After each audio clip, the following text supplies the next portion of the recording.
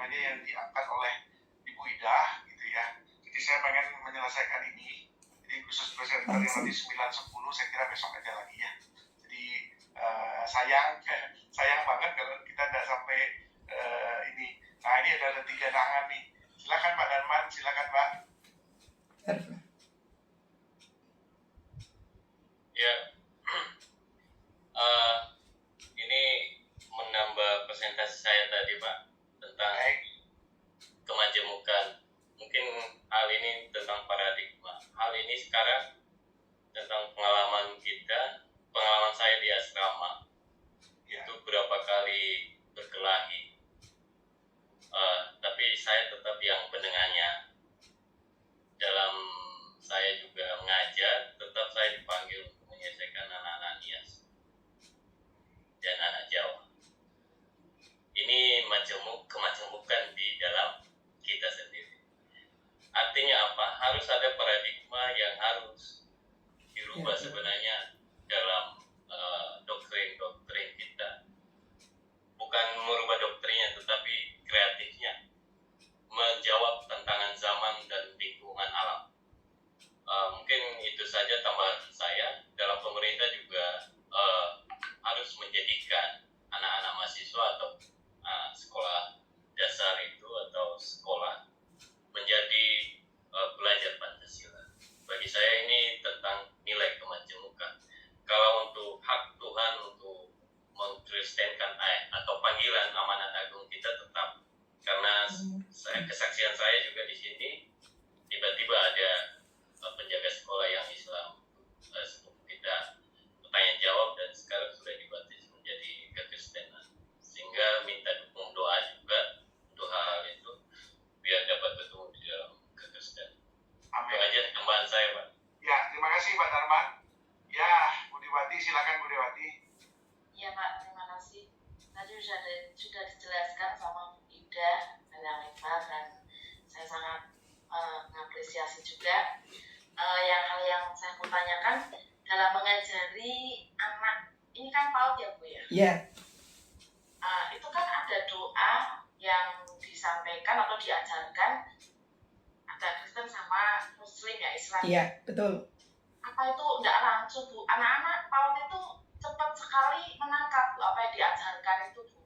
Jadi saya misalkan mengajarkan doa Kristen saja di sini, mereka cepat sekali menangkap doa itu. Apa mereka enggak kebingungan apa yang harus diikuti, hal mana yang harus dipelajari gitu Bu. Itu saja.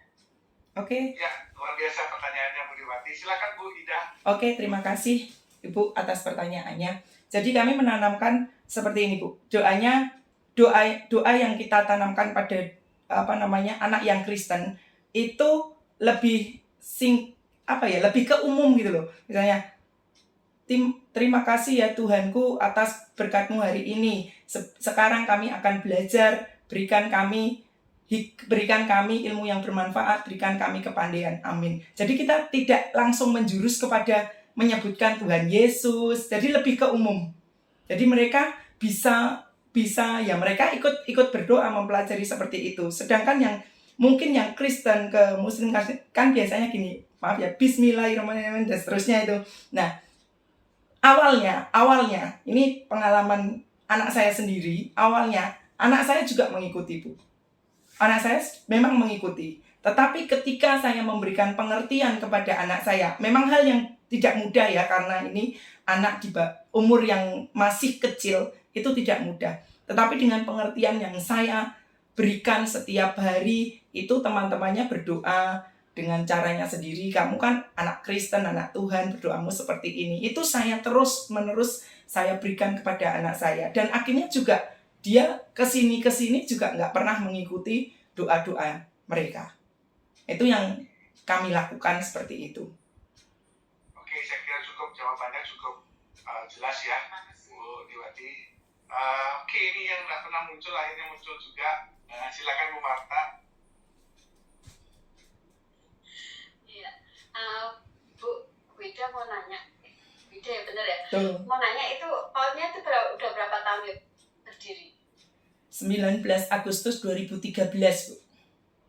Oh berarti ya cuma lumayan ya Bu ya.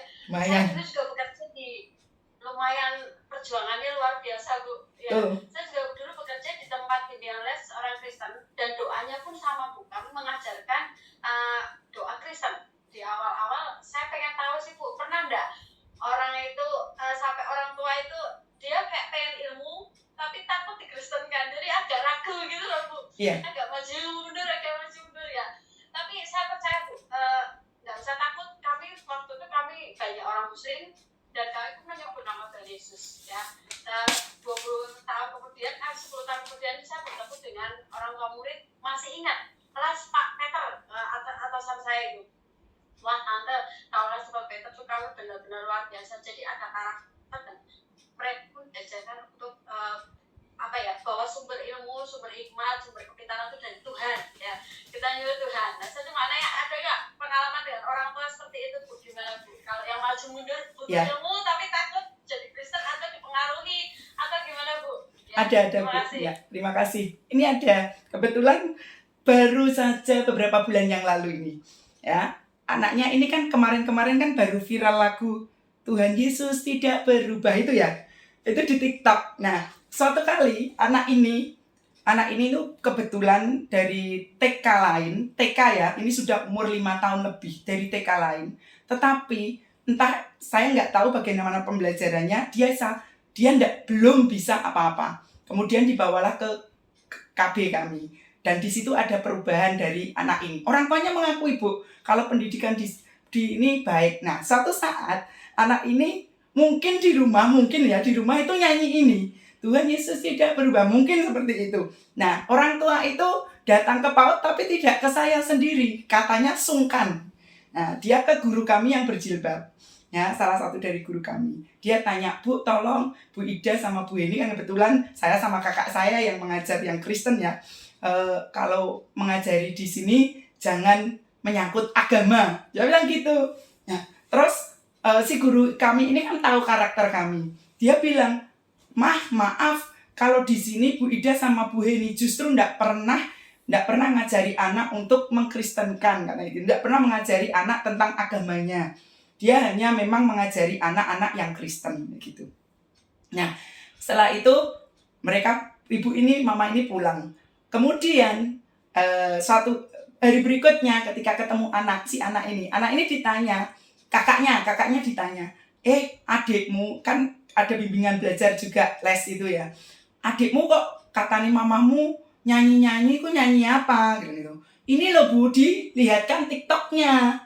Nah, lagu itu, Tuhan Yesus tidak berubah itu. Nah, ternyata setelah diusut seperti itu, dapatnya bukan dari sekolahan justru malah dari rumah sendiri karena anak ini bawa HP gitu loh. Nah, itu dari situ orang tuanya datang ke kami juga, terus akhirnya minta maaf Bu, kemarin saya sudah nggak apa-apa Bu, aku bilang nggak apa-apa Mah, ini buat Mama juga biar ngerti bahwa kami tidak mengajarkan selain dari kewajiban kami sebagai guru untuk mendidik anak-anak putra-putri jenengan, kami juga mendidik untuk anak-anak yang Kristen saja. Jadi kami tidak memberikan pengajaran. Jawabannya sudah tajam sekali. Waktu kita sangat terbatas. Silakan Pak Mul singkat. Nanti jawaban Bu Ida juga singkat ya. Karena masih ada 2 raise hand ini. Silakan Pak Mul. Ya, selamat malam Bu Ida. Jadi tadi sudah disampaikan dan ada gambarnya bahwa ada 3 agama itu Konghucu, Kristen dan ada pondok pesantren. 4 Pak. 4 Iya. Kemudian diberitahukan atau diinfokan bahwa pada takut Kristen kan. Tapi ternyata kan sudah muridnya sekarang sudah 27, artinya sudah percaya. Sebenarnya proses apa yang dilakukan Bu Ida sehingga mereka sudah tidak takut lagi karena ini kan sulit ya untuk supaya mereka masuk itu kayaknya sulit. Kalau kemudian yang saya garis bawahi sebenarnya juga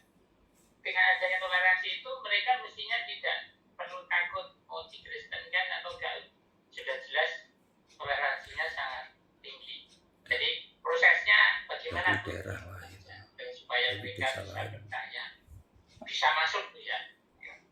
Oke, terima kasih Pak Mol. Ini sebenarnya kami tidak melakukan apa-apa, Pak. Melakukannya itu hanya kita melakukan pembiasaan yang tadi saya ceritakan itu dengan seperti itu. Orang tua ini dari mulut ke mulut cerita sendiri. Oh ternyata aku gak diajar ke agama Kristen. Oh ternyata gak dikristenkan. Oh ternyata seperti ini. Kita diajari ngaji juga dan seterusnya. Dari pembiasaan yang kita lakukan dari hari ke hari sehingga membuat murid kita menjadi seperti yang mereka inginkan, itu yang menjawab sendiri, Pak.